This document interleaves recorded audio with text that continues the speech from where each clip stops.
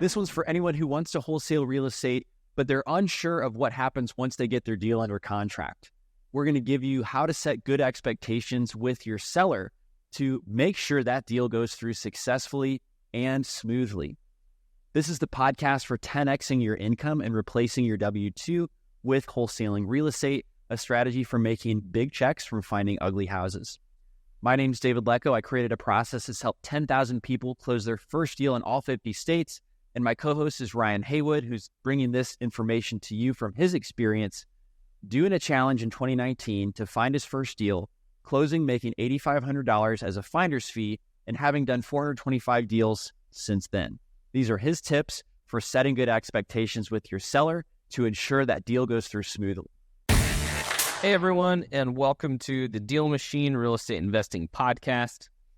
Typically, I'm your co-host. Today, I'm your host, Ryan Haywood, and I started real estate wholesaling back in 2019. Been doing this for just about 4.5 years, and have gone on to do about 425 transactions over the course of time. Today, I want to talk to you about setting some expectations for your seller. So the situation is that you have done your marketing, you've gotten a lead, you've gone and made contact, you've done your negotiations, and you're ready to lock up the deal. So you're sitting down at the person's table, and you are presenting them with a contract. The moment that you get them under contract starts a timeline for them. That's when they're like, okay, we're selling it. I'm going to get this done. Most likely you've put a closing date in your contract, and they are looking for that day. They are looking forward to that day, and almost every day they're going to be thinking about this property and closing.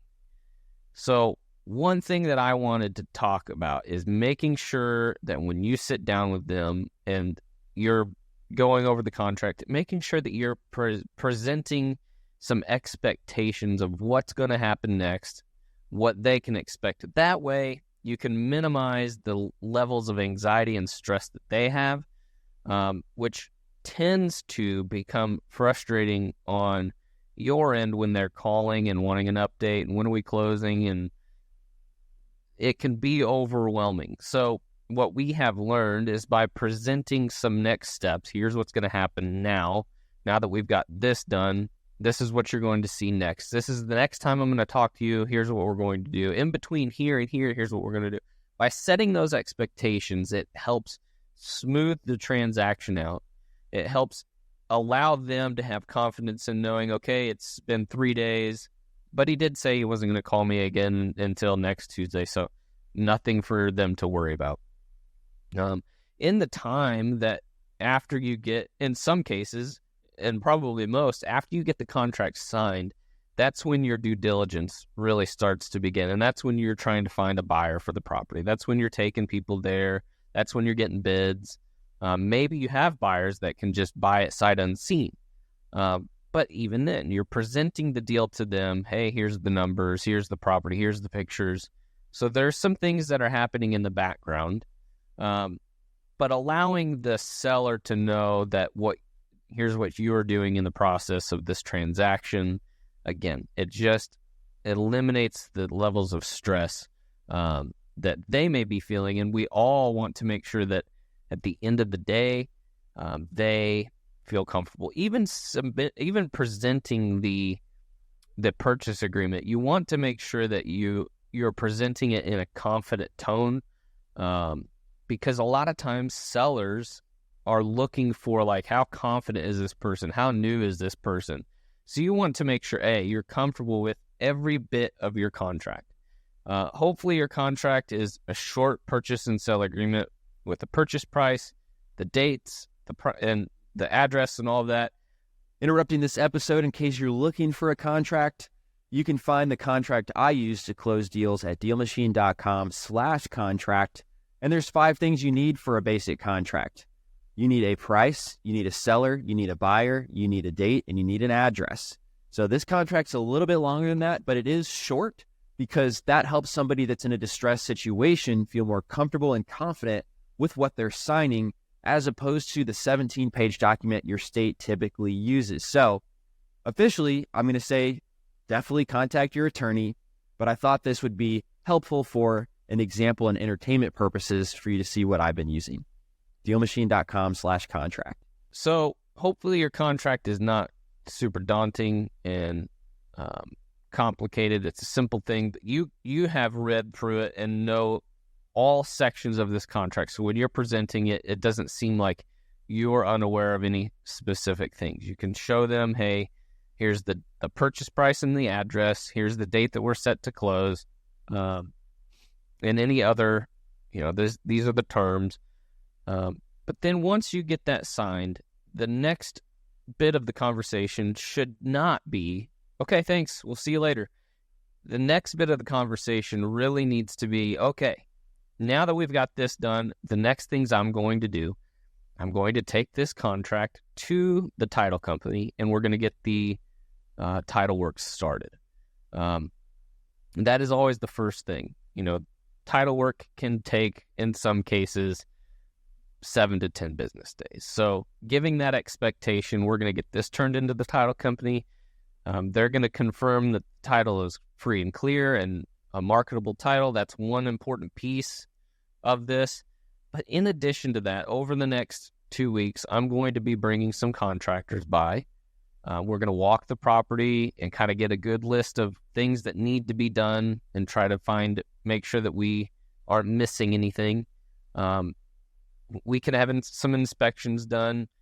We might have a sewer scope done. But what I also need, and this is so important, what I also need is to get some keys and a lockbox. We'll leave it on the house so that you have access to it anytime that you need it. That way we're not having to call you every time we need to get in there, because there could be a case if we have to show it a few different times to a specific contractor to get numbers where we want to get them. We don't want to have to bother you with that whole process. So if we get a lockbox on there, we'll give you the code, put the keys in there. And then from there, we're going to have some inspections done. We're also going to look for a financial partner, financial investor who is looking for a property that fits their portfolio needs. So we may be bringing some other people through here to walk through it with us as well. What you can expect, your closing date is here. What you can expect the next time you will hear from us, most likely be after the title work is clear. You'll give them a call as soon as you can find the title commitment is free and clear. You jump on the call. Hey, good news. Title work is clear.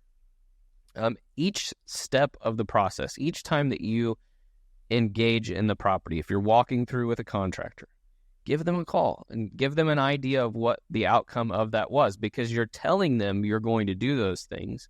So then following up with those things and giving them the results of those actions is also important to just keep their anxious levels or their anxiety levels low.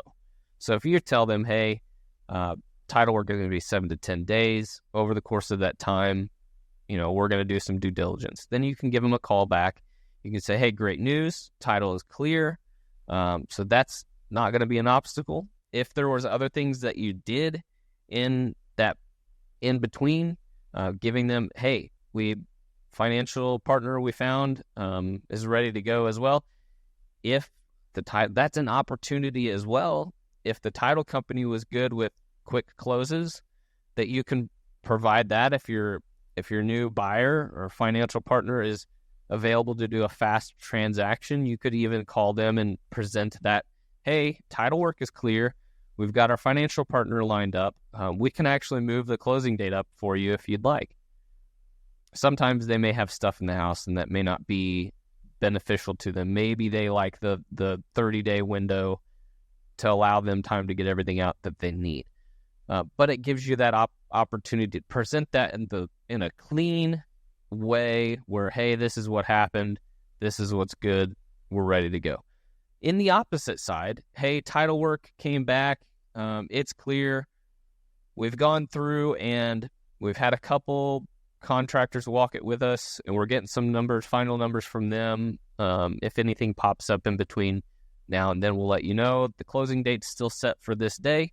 I'll give you a call in the next week and let you know if anything comes up. Just letting them know when to expect to hear from you. It's never good if you get the contract and then you never have a conversation with them again until the closing day, because what that is doing for them is that is just creating a couple levels of anxiety, or they're just questioning, okay, he hasn't called me, I haven't heard from them.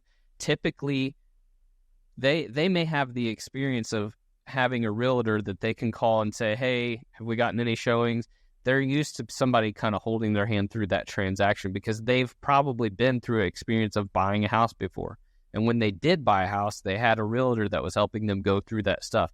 That's not the case with these off-market deals. So it's your job to kind of keep their expectations under control and at bay. So then once you go through, you're coming up on the week from close, hopefully you've got your investor, your end buyer lined up, you've had your inspections, title work is clear. Then the next thing you can do a week before close, hey, everything is set up, everything is good.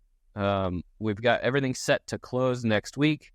So the next time that you should hear would be probably from the title company calling and scheduling a time for you to come in and sign the paperwork.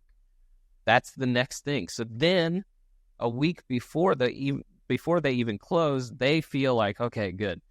Next Tuesday, we're set. Now, I strongly encourage not to set false expectations. I know that we believe in most cases we are always going to find a buyer, but if a week from close you don't have a buyer lined up, it's very important for you to express that to the seller as well. Those are uncomfortable conversations, but they are what build credibility with you and them. That's what builds a bridge. And trust is just calling and letting them know, hey, Mr. Seller, title work is clear. We've had our inspections. Everything came back. We have not been able to find a financial partner, so we're going to need a little bit more time to get this accomplished. In most cases, it doesn't take this long, but right now, we're having a hard time finding that final piece to this puzzle. Letting them know what to expect next. Give us a little bit more time to find that piece. Hopefully, we can still get this done before our scheduled closing date. But in the event that we don't, we will need to send you an extension. But if you have that conversation then, instead of calling them like 2 days before close, realize that you have smoothed out that level of anxiety. They may have already been feeling that.